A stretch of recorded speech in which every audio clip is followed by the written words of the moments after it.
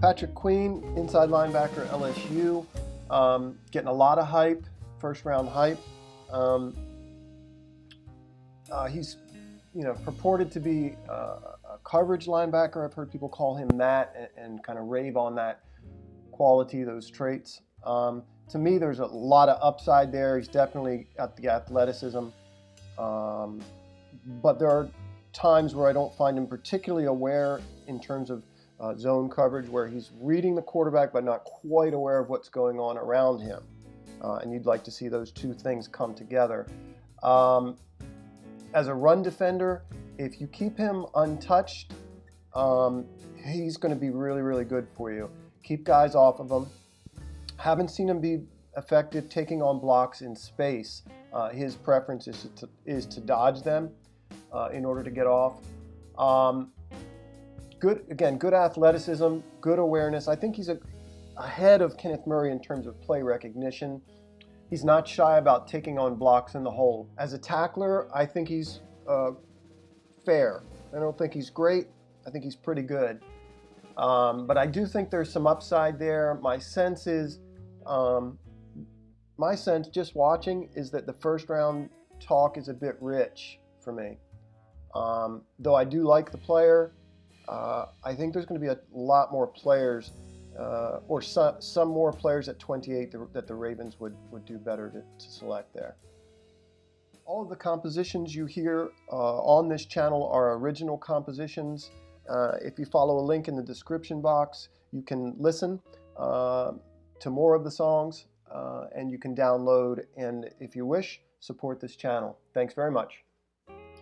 LSU's defensive front is going to do a nice job submarining Texas here, Texas's offensive line.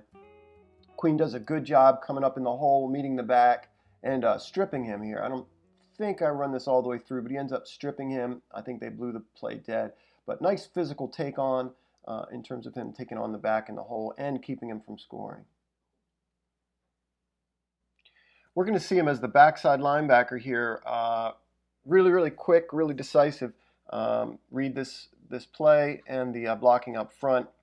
Do a nice job backside, kind of getting around blocks and getting through traffic and getting his team off the field on 4th and goal. You see him kind of, because of how quickly he reads this play, you see him able to beat this block with his speed. Really nice awareness here in zone. Watch him step up, turn his eyes to the number 3, kind of read his in-breaking route. Watch him step up to wall that, and then get into his drop, kind of carry him, take a look back at that receiver, and then kind of shuffle and get under that dig, taking that away. I think that's a really nice job of him in zone there.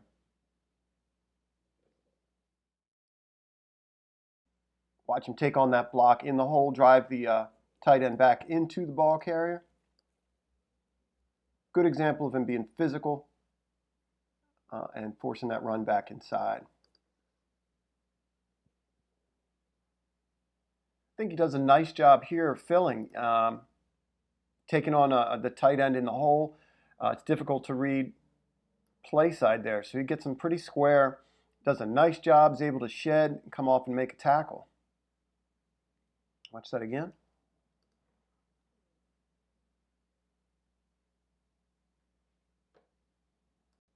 If we were to compare him to Murray, at least in this regard, I'd say he's more decisive. I think he reads keys differently, or he's coached to.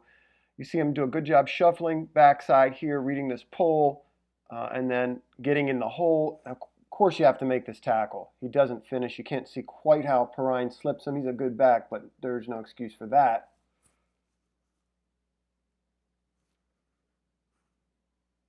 Queen is the linebacker being read here. In a perfect world, he's going to stay home a little longer, particularly being the backside linebacker there, or the perceived backside linebacker, and reading this pass set. And so in a perfect world, yeah, he stays home a little longer there, gets into his drop quicker and a little deeper, and he takes away this slant. Watch it again. Auburn's going to run GT counter away from him. He is the backside linebacker here. I think he does a good job in diagnosis here, just kind of recognizing the play, reading the backfield, staying true to his gap assignment.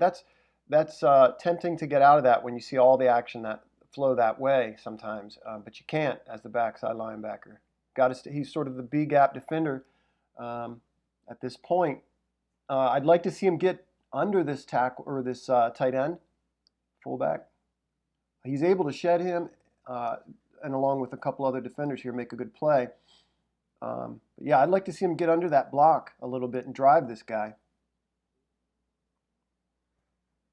It's a nice play call by Auburn. This time he's not real good about staying assignment sound here. You can see he overreacts and does not shuffle along with the play. That's because he's reading this pass set. Probably reading the backfield a little too. You can see he turns his head away from the backfield, assuming the quarterback's running some kind of drop or some kind of boot here to that side. I'm not going to give the football. So he's reading this pass set. He's reading this as a blocker, not a back. And he does cut back. He's got a chance to make this play, but you can see him get downhill here just for a second. See that stride downhill? Instead of getting flat, and he just gets outrun. So this is an instance here of him kind of like not being as sound as you would like backside, but he just gets tricked. And he doesn't take a particularly good angle on the back. I can't recall seeing him sort of aggressively take on a block in space.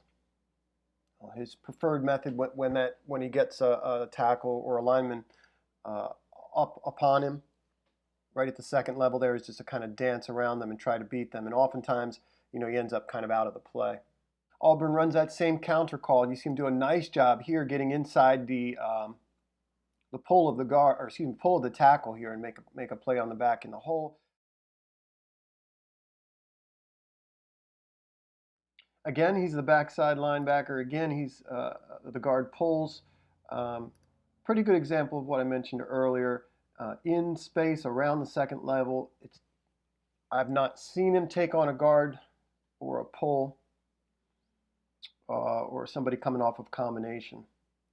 Tends to kind of get flat and wait on the play and try to make a bounce around that player. But here you can see he just gets washed. I would not call him, or I wouldn't consider him a great tackler. I think he's pretty good. He's okay. You can see here he's fortunate the guard kind of trips on his way out towards him, and then that's a pretty poor attempt at tackling there. You'll notice at times he does tackle high. I think he and Kenneth Murray are the same way there, or similar in that respect, I should say. Watch him get flat-footed here, just indecisive. And then that's not a good attempt at a tackle there, and he gives up an extra few yards. Certainly, you want your linebacker to be physical, be a good tackler. Another look at how he takes on blocks in space here. Again, he's the backside. Again, there's a pulling guard away from him rather. You see him try to hedge his bets a little bit here and taking on this guard here, trying to read the back. At a certain point, say about right here, you want him to aggressively attack the play side shoulder of this tackle and not sort of coast along, scrape along with the tackle and let him drive you out of the play. Guard, excuse me, I keep saying tackle. Here we see a lineman releasing pretty straight at him, and he does a nice job reading the give and avoiding this block, getting off this block here. It's a real nice job, but he misses this tackle. A little bit further there, plants his feet. Again, you want your linebacker to be able to make darn near every tackle in space like this. Watch it again. This is a very nice read in zone coverage. That's Patrick Queen there. Watch how he drops and then picks up this tight end coming across late. Yeah, that's very promising. Watch his eyes turn to that side. Right there. And watch him pick the tight end up. One last look at him in man or in coverage here. Ends up in man coverage with this tight end. Does a good job picking him up out of the backfield, coming across the formation. It's the tight end here that it ends up. He ends up in man on. Does he leave him early? Maybe. Maybe. Watch it again.